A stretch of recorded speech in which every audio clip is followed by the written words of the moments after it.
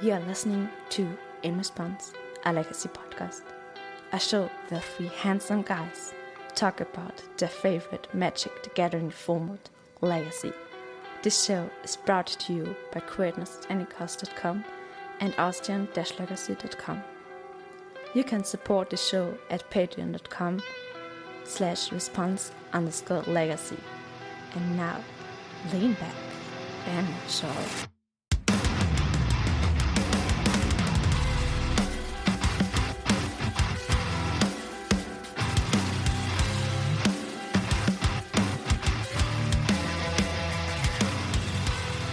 Hello everyone and welcome to episode 59 Up the Beancast of In Response, a Legacy Beancast. I'm Philipp Klein I am Daniel.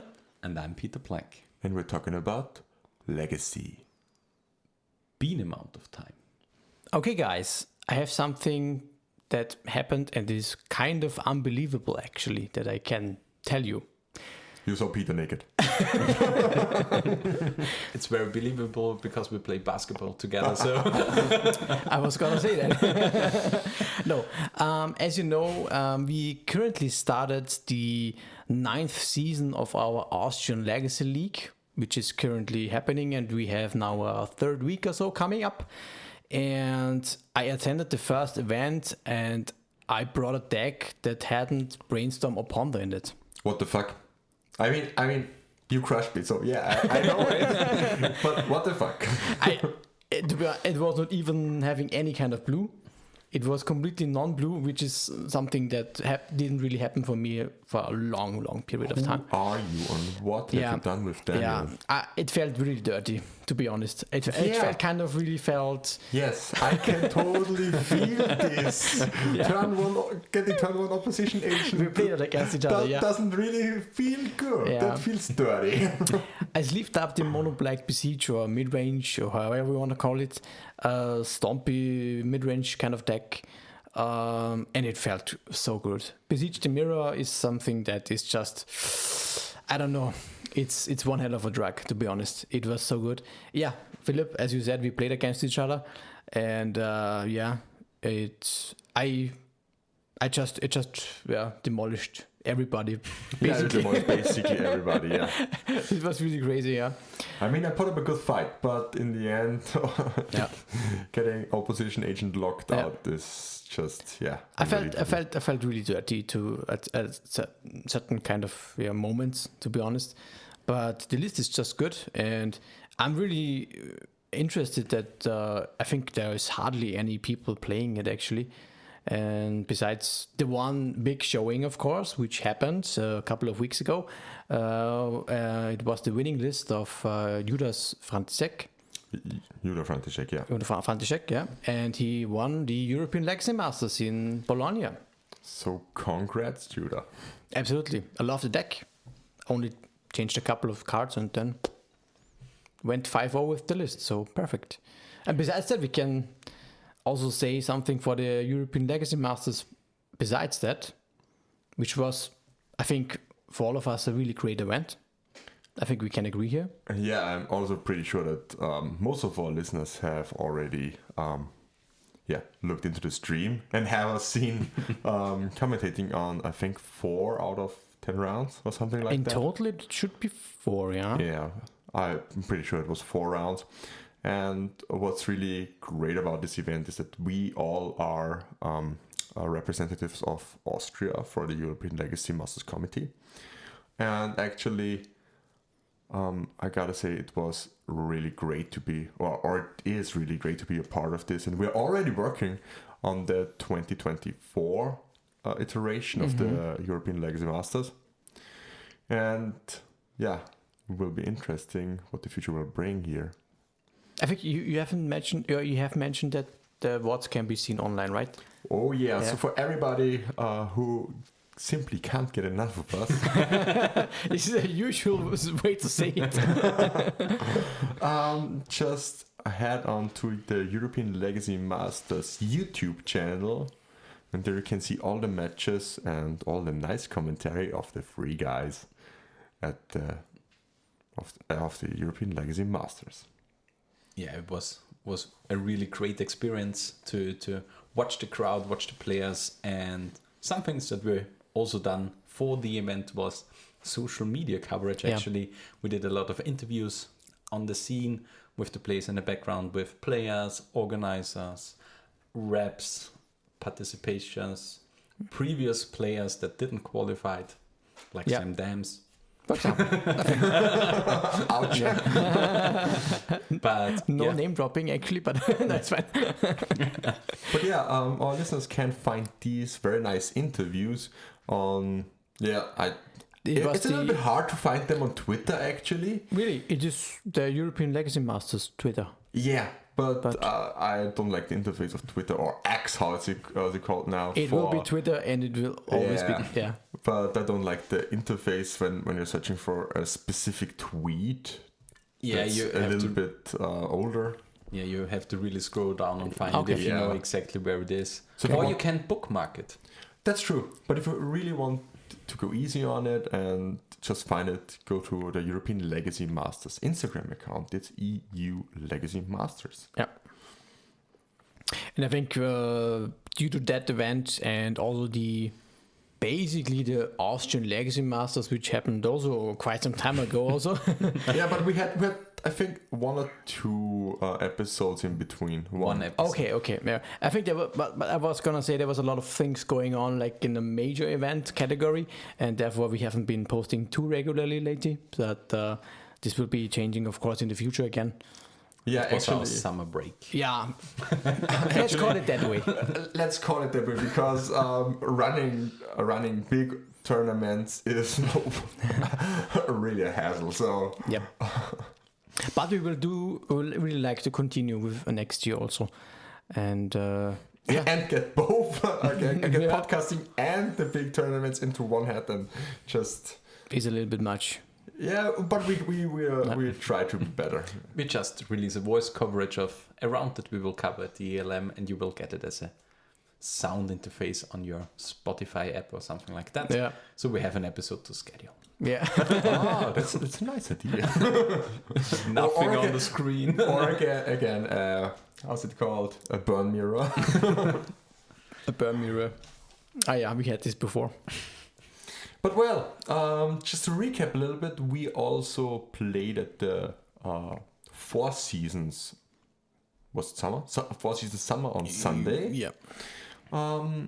Yeah, I went 0-3 drop. What about you guys, Daniel? Let me think. I think I don't have too good of a memory, so I think I also went. I think it was 1-3 and drop or something like this, because I touched the. Oh my god, I cannot say.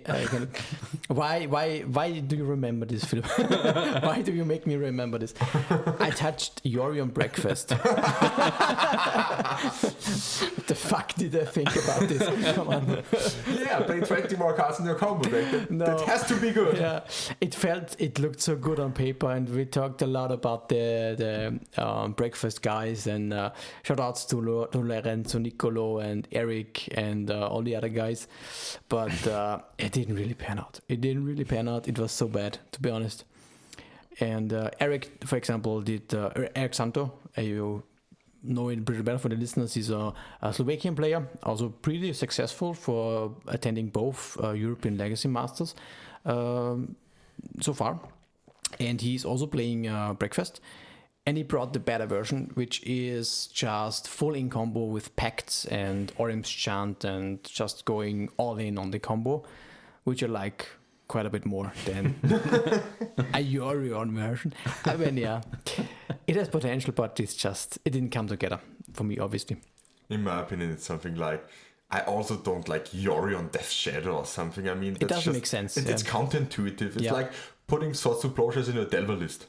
But which happened in the past. Yeah, it happens, but it isn't the mainstay because it just there's a non-bow and it just doesn't work really well. Yeah. I mean, I can maybe in Bent Delver or some crazy tempo brews, but if you pair it with Lightning Bolt, it just has to be bad. The real big problem with Urn is like when you compare it to like Breakfast and Death Shadow, is like those are decks that want to be really fast. Yeah. And if you want to be really fast, you have to have the consistency. Yeah. If you are going for a mid-range deck, Urn absolutely makes sense. Yeah, and for control deck also, Urn makes total sense. So Absolutely. no offense here for all the Urn enjoyers, but pick your poison, guys. Really, I mean, if you want to go fast, if you want to play combo, do it. Play it with 60 cards. I mean, the idea was not to be fast, of course, obviously.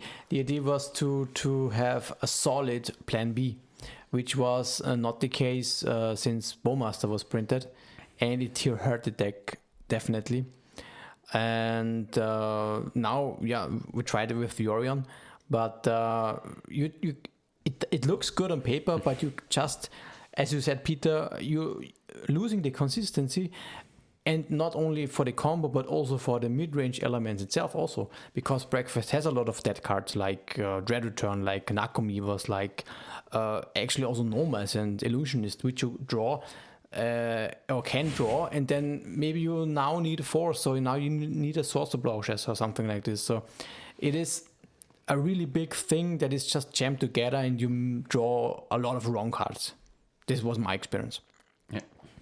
But it was, I think, way better for you, Peter, actually. Yeah, I was X2 when I finished the tournament at 7-2.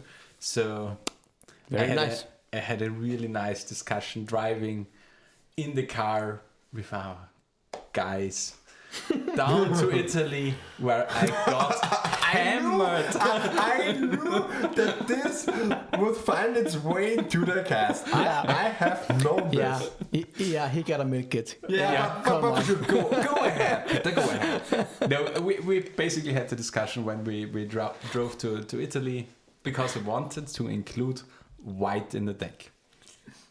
Callum Smith from the Everyday Eternal podcast talked about like playing Swords to Plowshares, because it's in this meta really strong, because it's a solid answer against every black creature in the format.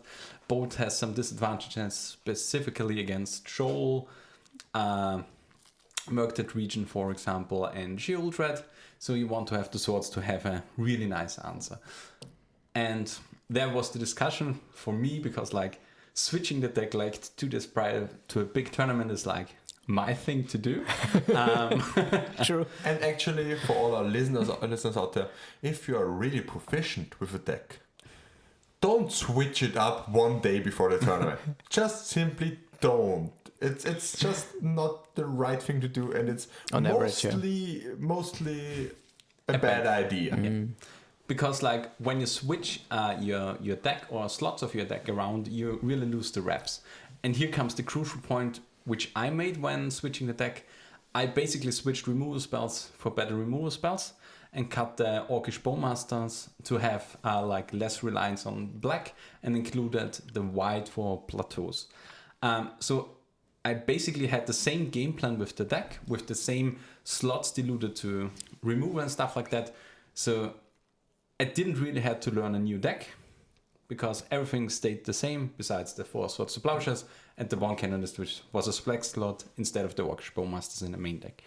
So this was the kind of big deal, because a lot of players played Karn now, and with Karn you have a wish board and everything gets really messed up when you don't have the reps with it. So really nice day, played against a lot of black decks, finished 7-2, had like my best round or match I ever played against lands, where I faced on turn 3 a Ghost Quarter, Urza Saga, and another land with the artifact where you can play lands from a graveyard, Crucible of Worlds, and I still won the game, which was like a miracle on its own, but Magus of the Moon is one hell of a drug. Against lands specifically, and was a really awesome tournament. Good for a 16th place, finishing with 150 in a bounty. Unfortunately, losing round 8 on stream versus the eventual winner of the tournament on, I think it was like 8 key. It's the combo deck. Was he the winner? I think because they split it in the top 8, right? So yeah, he was the only one with 801. So Mystic Forge combo. Mystic Forge combo, exactly. But awesome tournament. We'll want to go to it back again next year. And we can only recommend it to anybody who thinks about it and is near. And also, if you don't near, come to Bologna. It's happening every 3 months. It's really great. Awesome location, awesome food, awesome community, awesome shops, good prices on cards. Yeah. Well, yeah, that's a nice summary right there. There's actually nothing bad about it, to be honest. I think the best thing about the location is that there is a restaurant right in the They location. have like a buffet or kind of a. Yeah, the bistro also a and restaurant. also the restaurant. Yeah. It takes some time, of course. You cannot really quickly go and grab something. But if you drop, like us, for example, we did this. Well, yeah. We went to the 1303 and restaurant bracket. It was also nice, but could be better. Next time we will crush And it. everything is well priced there. Yeah. Nothing is overpriced. You get like pizza, I think, for 2 or 3 euros. As it is in Bologna. It's insane. Really nice. Okay. But do we get to the bean point of the day? Yeah, we jump right onto the beanstalk here. Absolutely. I think I know where I get my proteins from. It's from beans. Because you're a vegan. Yes. You bring it up every time. Do you know that? Yes. I'm sorry. But this is not true. This is not That true. was kind of funny. I dare to disagree. Okay, but yeah. I think we misevaluated Up the Beanstalk a little bit Yeah. in the last episode. We thought, We talked about it with Sahar, I think. yeah, Yeah. I think we said it would be just a flash fire and we try it out, and I mean, come, Sylvan Library is just better, right? yeah, That's what we think. maybe that's what we thought. And now suddenly Up the Beanstalk decks or lists are popping up everywhere, and in all kinds of archetypes, all kinds of strange configurations, color combinations, and what I really find fascinating is that cards that never got played in Legacy or that seldom got played suddenly have a time to shine just because of the Beanstalk makes it how should I say this? Yeah, it just adds the best mechanic of Magic to the card, Yeah, which is let's draw a card. Everything is Strix now, Yeah. or Elvish Visionary. Every card in your deck is a cantrip. This is Who doesn't like the 2 mana 8/8 flying that draws you a card when Yeah. it enters the battlefield? 2 mana to be honest. 2 mana 8/8 flying and draw a card. Why not? No, it's really good. And the thing, of course, is that when you play the cantrips on its own, this is very important. Yeah. Otherwise, it definitely would not be very, very good.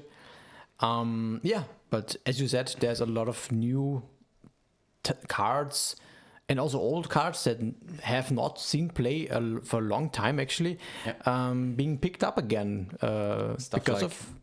Stuff like from the old Canadian Threshold days, Hooting Mandrills, for example, which was played as the body of Tarmogoyf back in the days, who is now the body of the Murktide. Exactly, yeah. Why you can only stick to one kind of delve threat when you can have another one. And this rug version, for example, this is... I think, just for our listeners right here, at first we thought that Up the Beanstalk was an easy slot into control. Yeah. And we were... Yeah, this was the discussion. Yeah, we were really surprised when we saw it get played in Delver. And so this is the list that we're now talking about. This is Rug Beanstalk Delver. Yeah, but without Delver, actually. Without Delver, I would say it is Rug Tempo. Yeah, it is still tempo, but it is on the mid-range side of things, I would say. Beanstalk Slide. Yeah. I mean, it basically is something that we experienced a little bit, I would say, in the Rug days with Dreaded Arcanist. I think basically the Beanstalk is like the Arcanist slot of the deck. Arcanist wasn't really the card that dealt a lot of damage. No. It was like the 1/3 that drew you a card every turn. Yeah. And I think Beanstalk serves a similar role without being able to get bolted or hydroblasted. And you have like the Dragon Rage Channeler to fill in the graveyard, which you can use for a lot of Delve cards. And we have like a newly introduced... It was played like 2-3 years ago, but it's now a flex slot in the deck with Magmatic Sinkhole, actually. I think it was played in the Ragavan times, am I right? Yeah, it was played because it hit Planeswalker also. It was, I think, it was the same set, right? In the Renin 6 area also. Or was it? No, this wasn't Ragavan. Ragavan was... No, it wasn't Ragavan. It was, I think, Renin 6. Renin 6, yeah, probably Renin 6. The 3 cards are from the same set. No, Ragavan is Modern Horizons 2. Yeah. Okay. It's so it was back Yeah, Modern Horizons 1. because it could kill a Tarmogoyf easily. There it was like It was 5 damage, and you could kill Renin 6 most likely, or any other Planeswalker. And in Rock Colors, killing Planeswalkers was hard to do when you only have bolts normally. So Sinkhole was pretty strong back in the day. And now, if you add draw a card, it's also pretty good. Oh yeah, for sure. I mean, delving away the lands, the baubles, and some Ponders or Brainstorms just to kill a Minskin Boo. Yeah. I mean, sounds pretty solid. Yeah. And speaking of Minskin Boo, this deck leans even a little bit more into the midrange sides, into the midrange side, because it plays also 2 Minskin Boo in the sideboard. Yep. Yeah, Minskin Boo is like the flex slot against lower decks that we have seen, I think, actually for the last half year or something like that. It was always like a 2-off in the board because it's like insane when it drops down. And especially with lists like this, where you basically pressure your opponent to lose a lot of cards at the early turns, you are able to drop in the big 4-drop. Yeah, that's true. And what I really like about this all is through this, we see a lot of black, obviously, at the moment still. It is still a lot of Bowmaster is still, and Grief and Reanimate is still running around. So Veil of Summer is one of the better cards to have in your 75 at the moment. And this Rack Delver version gets to play it, obviously. A really strong card. And on the other hand, also what I like, if you look at the sideboard still, because of a lot of people playing Beanstalk, a lot of people are then again, besides black, ditching into green. A card like Submerge is still is again playable, which is very, very nice, I think. Triggering the Beanstalk and just bouncing another threat. It was a mainstay card in the past, but Especially against the menace that was Depths. Yeah, for example. Previous iterations. Yeah. Oh yeah. I mean, Dark Depths was, like you said, the menace or the most or the best counterpart against Delver for a long time. A long time, yeah. So 1 to 2 Submerge was pretty much a mainstay all the time in the sideboard. What I really find funny here in this list, because things like Magmatic Synchro can be played. What do you guys think about Thunderous Wrath in something like Rack Delver? But I don't necessarily, it sounds really fun, obviously. Miracle for 1. Yeah. Shooting 5 damage in the face and draw a card. Yeah. Oh my gosh, this sounds insane. It sounds really like, oh my god, this is something that you want to tick off your bucket list or something. For sure.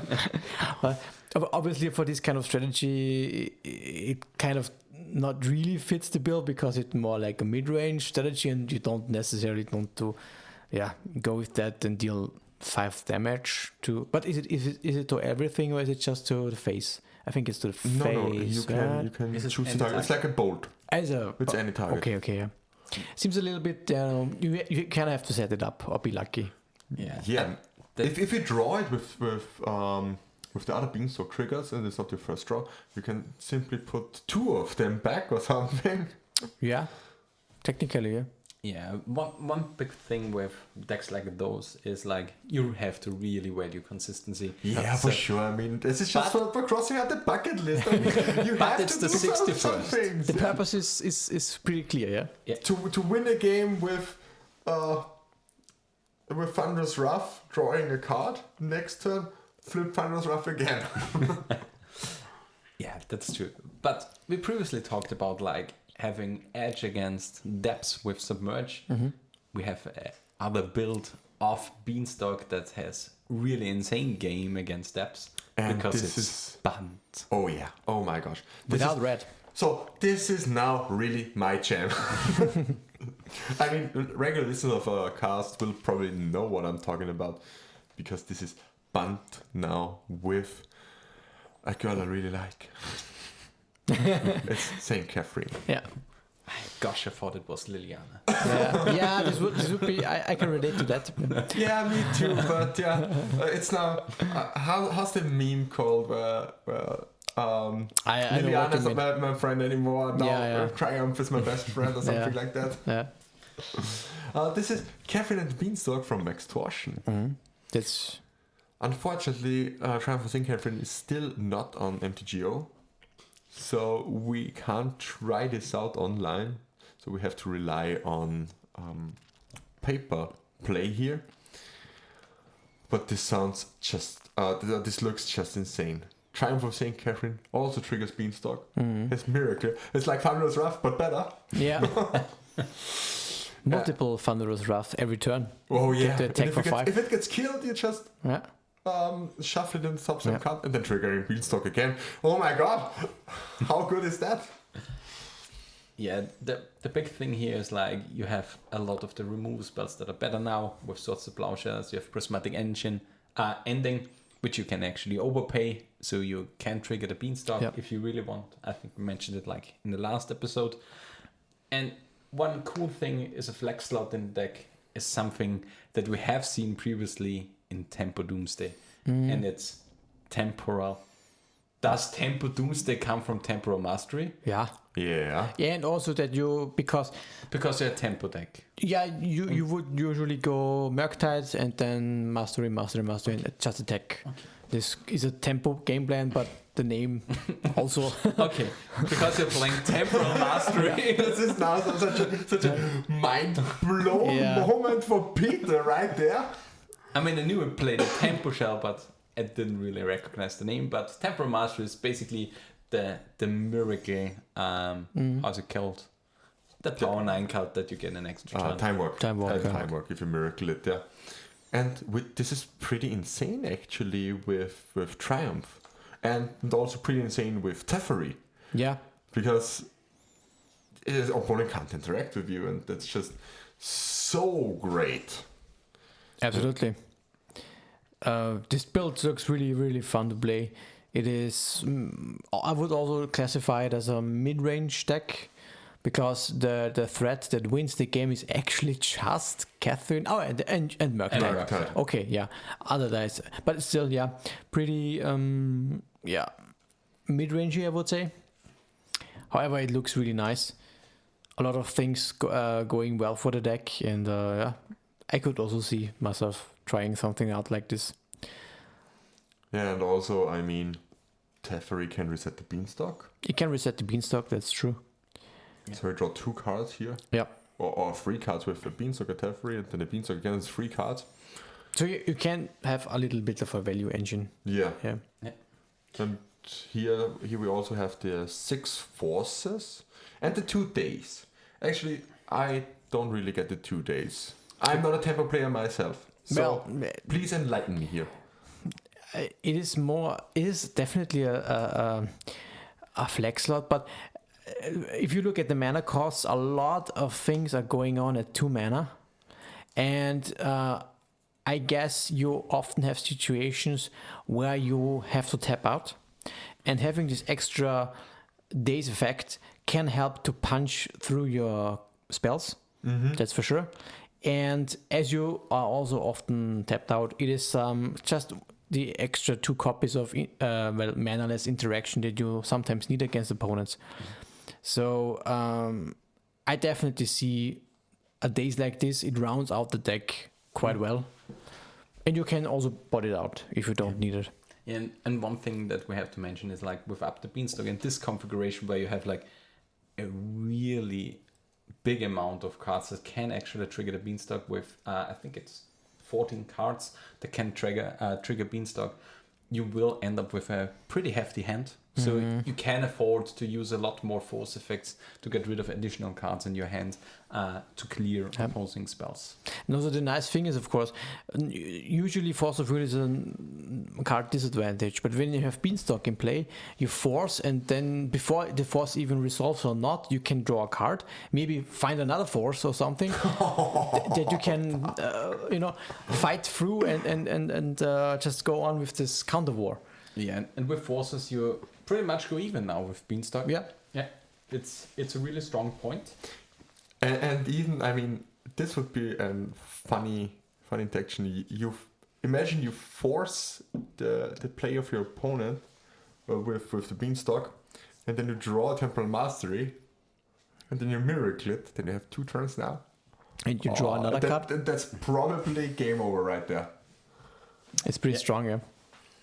Yeah, this deck can do a lot of stuff, and I really hope that we can get Catherine soon on MTG. I think it was announced that it will be Q4 or something like that, but unsure about it. We will see when Warhammer hits the shelves. I think this is very strange how Wizards gets their cards onto MTG. It's now Daybreak Games. Yeah, because right now, for example, we have Pair of Dice Lost available. I don't know if you've seen this, but a lot of Storm players are playing the card on Magic Online, and it pulls its weight. A lot of positive responses I've seen so far, although nothing really spectacular because it kind of is overshadowed with Besiege. And Mind's Desire. Well, Mind's Desire was kind of non-existent actually. Really? There was not for Ant at least, or Tess a little bit, but then Besiege came out. Besiege the card. Okay, we don't need you anymore. But funny thing is, today I listened to the Eternal Glory podcast from Brian, Phil, and Ryan.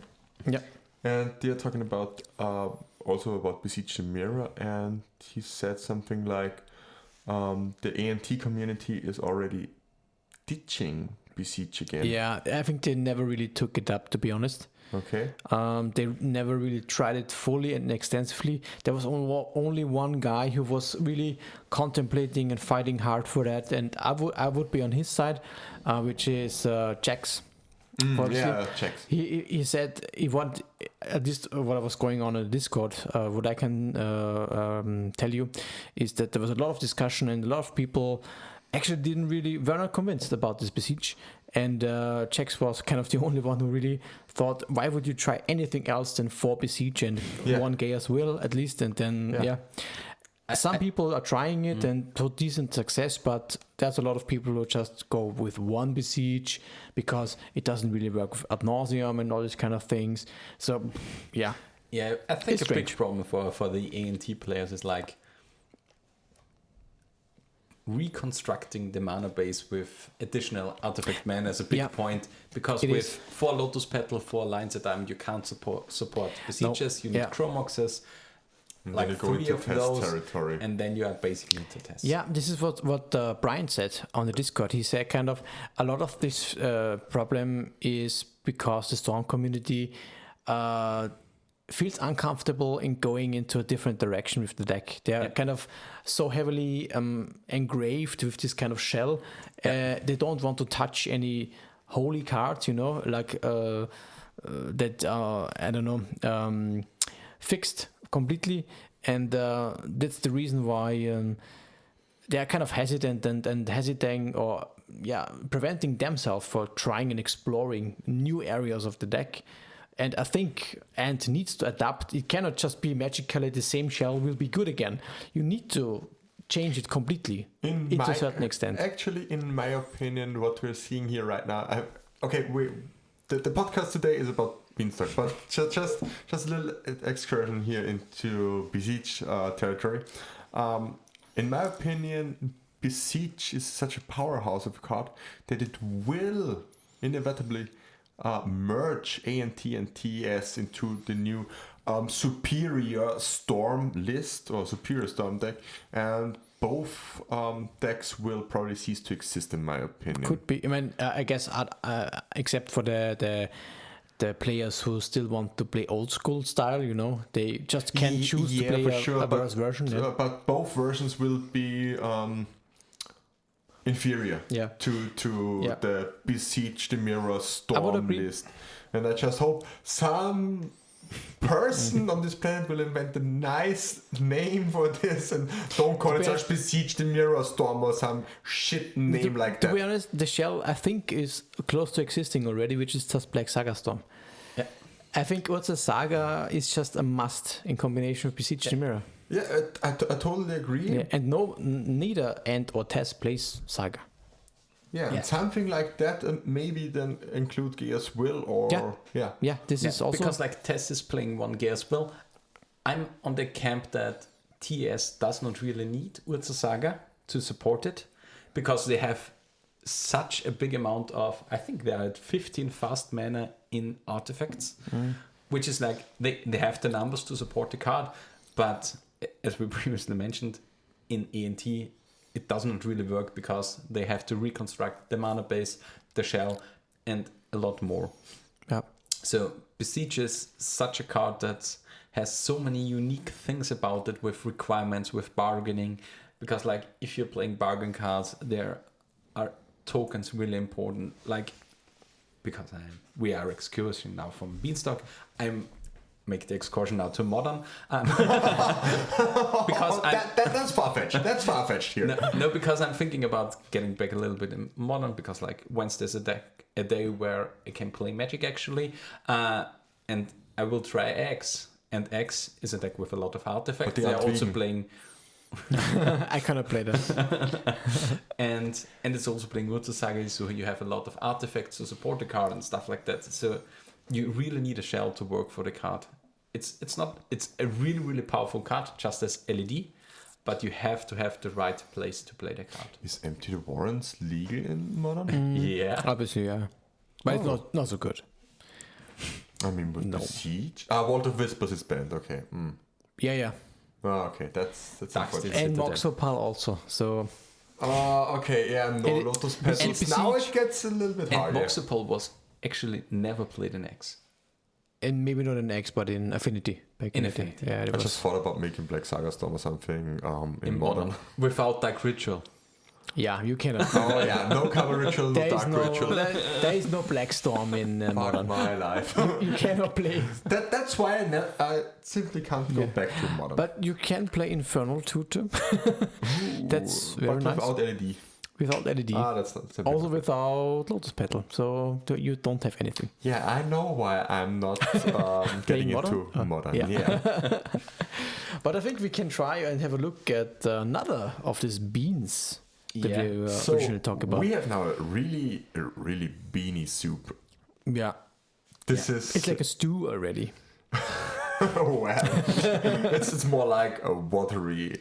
It's more watery in my opinion. So because it's green and blue beanstalk mid-range control. I don't know how I should call it, but this list from Marco Montani is probably one of the most interesting things I have seen in a long time in Legacy. Yeah.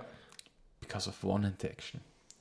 And it's Yamimava with a place it's submerged in the main deck. Yeah. It's I so totally cool. missed this. So they're playing 2 Yamimara Cradle of Clove with 4 submersion for Up the Beanstalk, so they can bounce anything. Yeah. Yeah. And there's also...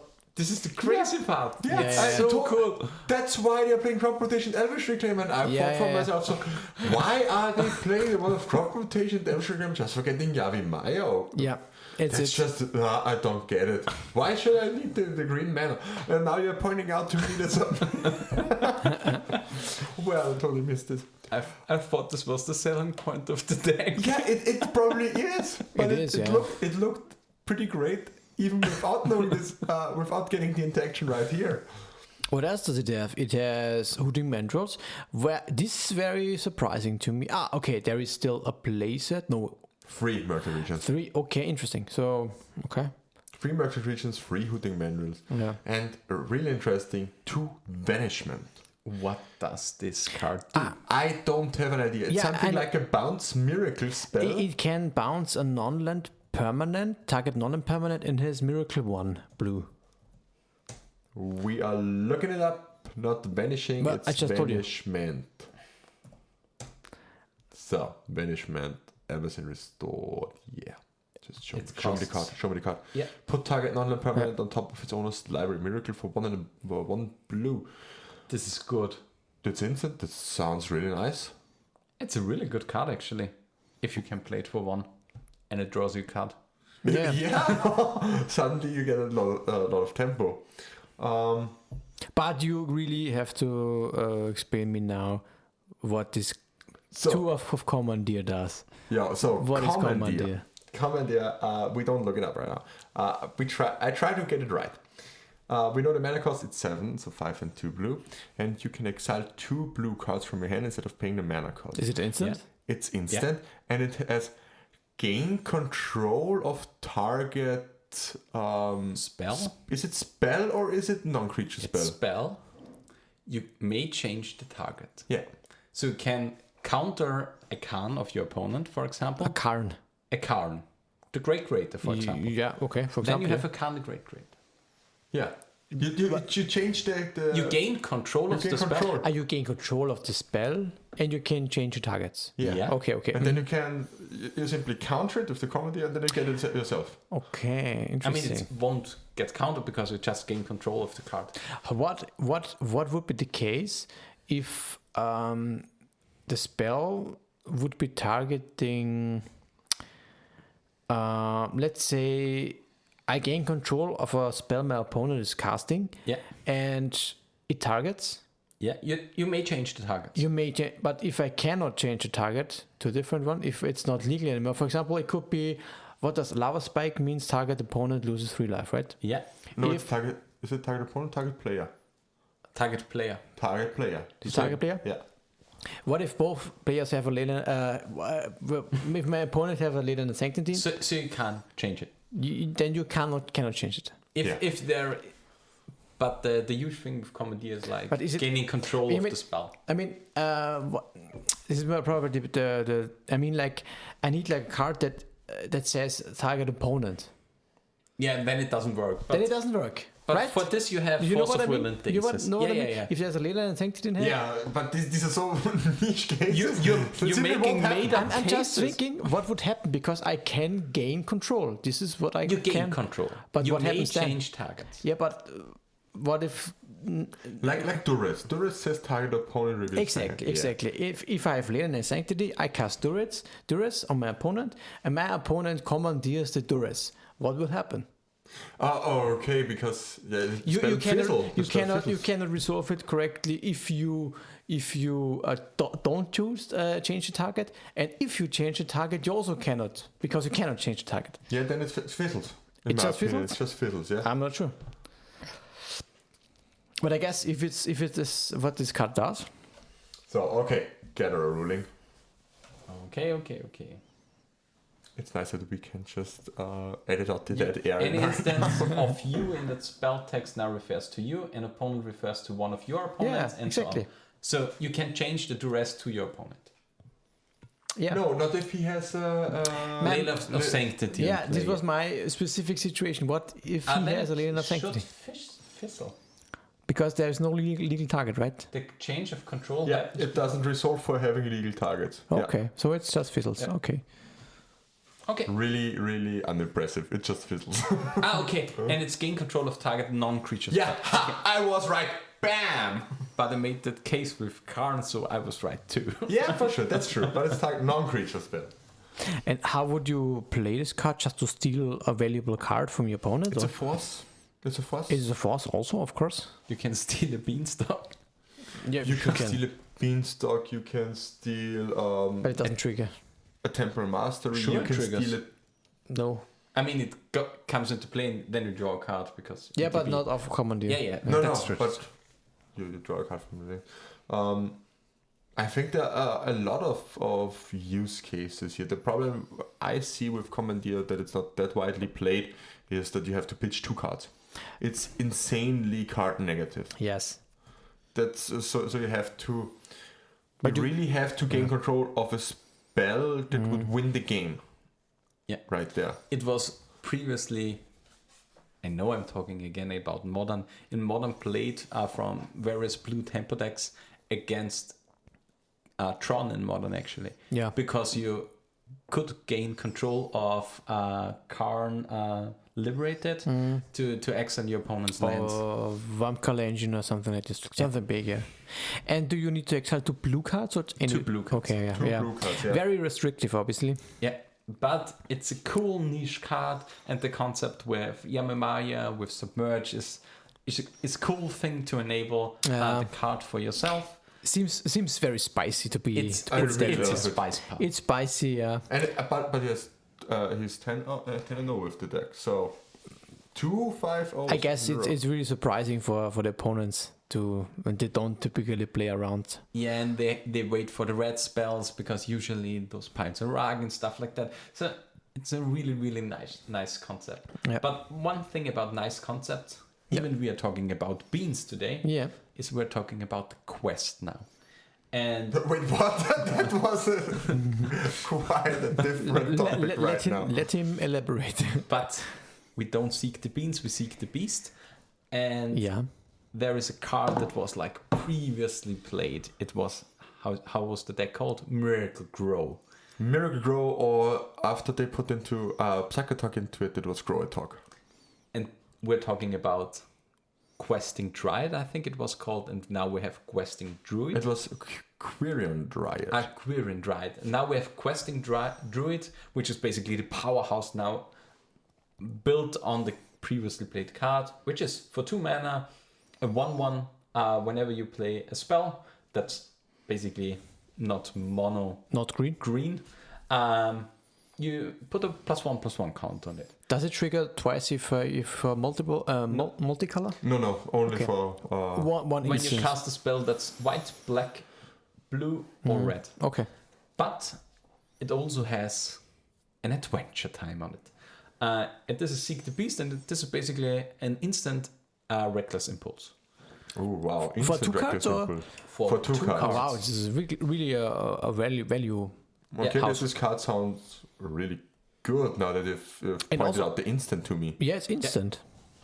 Yeah. Until your next end step. Yeah, like Reckless really Impulse. Good actually. Is it just a better impulse? It's just a better impulse.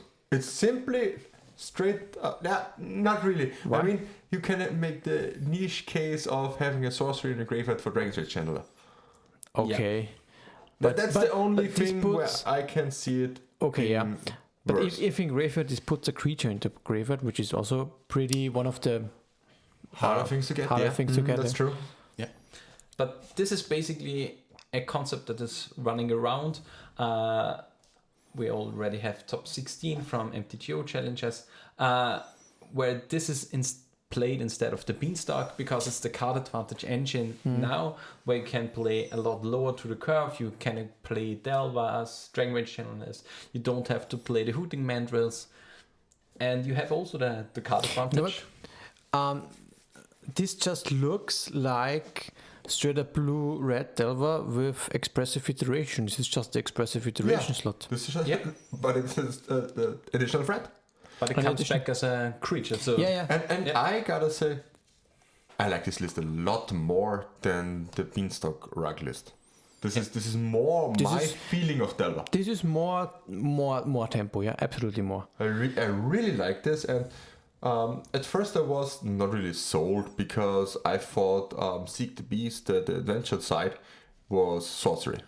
Yeah. And therefore it was like, well, the Questing Druid dies to Bowmaster. It's just it's just not that good. But now it's that this thing is instant. Yeah. Oh my god, you can end of turn. You can draw 2 cards, play it with your untap your lands, and then play the things. That's the problem with Reckless Impulse, because it was sorcery speed, and you always had to use your mana in your turn. Yeah. Yeah. And therefore, this thing is just insane. And one big thing is like you can now seek we have the to beast put it in into response Chund. to. Into Chund, yeah. This would be one grindy, perfectly fitting card for Chund, yeah. I think you should play your Naya lists again with this card instead of Reckless Impulse. Naya and Catherine. So going Naya. This is a with- non-bo. This is a non-bo with Catherine. Well, it's Exile fine. Catherine, cast it for 5 next turn. It's not good. no. But maybe a Naya list could be worth it. Yeah, it's a really, really cool card. The instant aspect is really, really strong because like you can use your mana really, really efficiently, and you still have the good Delva threat base of Delva, Dragon Rage Channel, and Murktide. Yeah. Just the expressive iteration List thread. basically. Yeah, list. Yeah. Very nice. I like it. It's a good, nice option to have for Delva players. I was taken, by surprise here. But talking about beans again, we have the control beast of the format with Up the Beanstalk. I think they're like Well, we have seen this band version, and I think there's also band control, not really necessarily 4-color like we see here from this Claudio Bonanni list, that top 8 at the European Legacy Masters. But this version also is pretty nice. So a lot of the best cards of the format kind of jammed into one list together. Yeah. And here I have to say, do you like the list, Daniel? Yes. Yeah, and I know why. Because it's 4-color control and it doesn't play Yorion. It doesn't play Yorion. That's a bonus. It's 60 cards, no Yorion. Oh no, I just hate Yorion. Yeah, one To be big honest. thing is with the 4-color lists, with Up the Beanstalk, you kinda have to play Leyland Binding now because it's the thing that allows you to easily trigger Up the Beanstalk.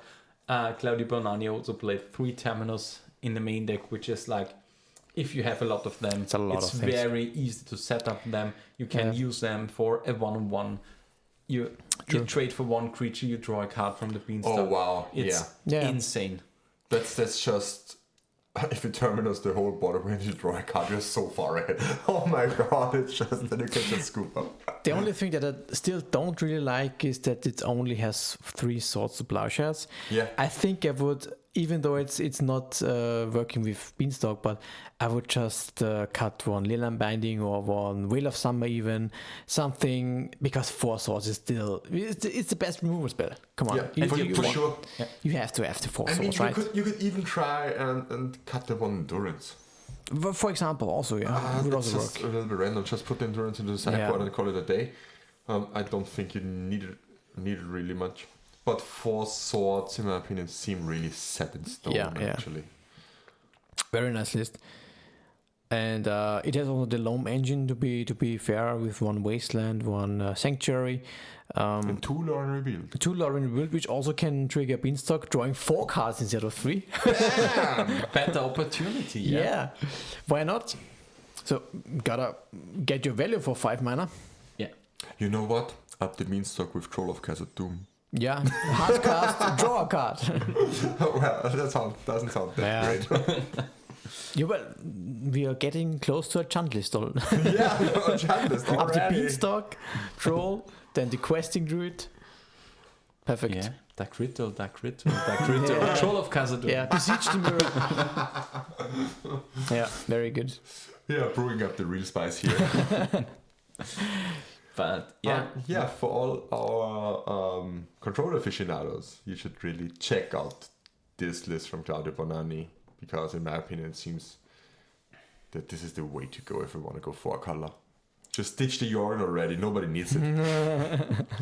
we know you want to play a good deck. We are a Yorion hate podcast right now. Yes. You need very niche scenarios, and if you want to play a Streamland deck, it doesn't really work.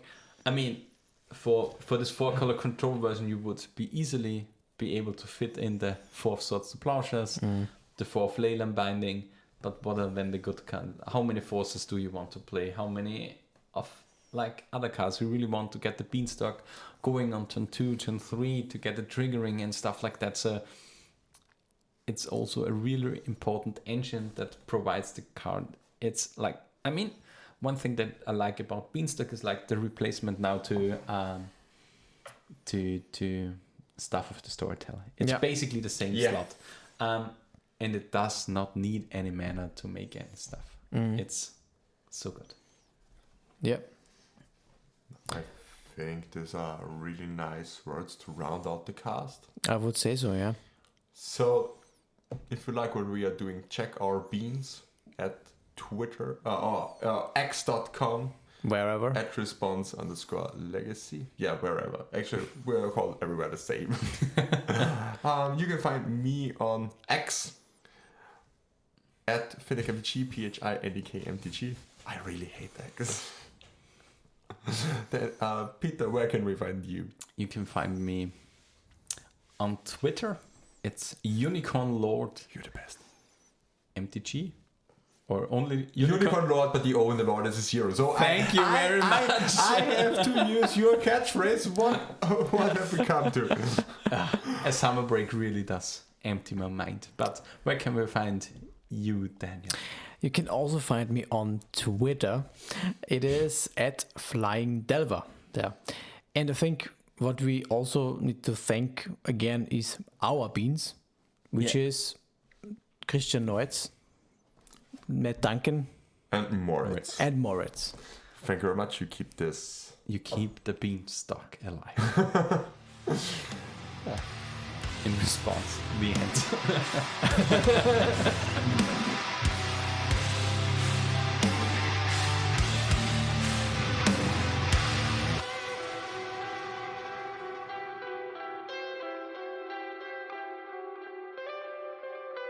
This was In Response, a Legacy podcast. If you enjoyed the ride, feel free to support the show by following, leaving a review, or subscribe on patreon.com/response_legacy.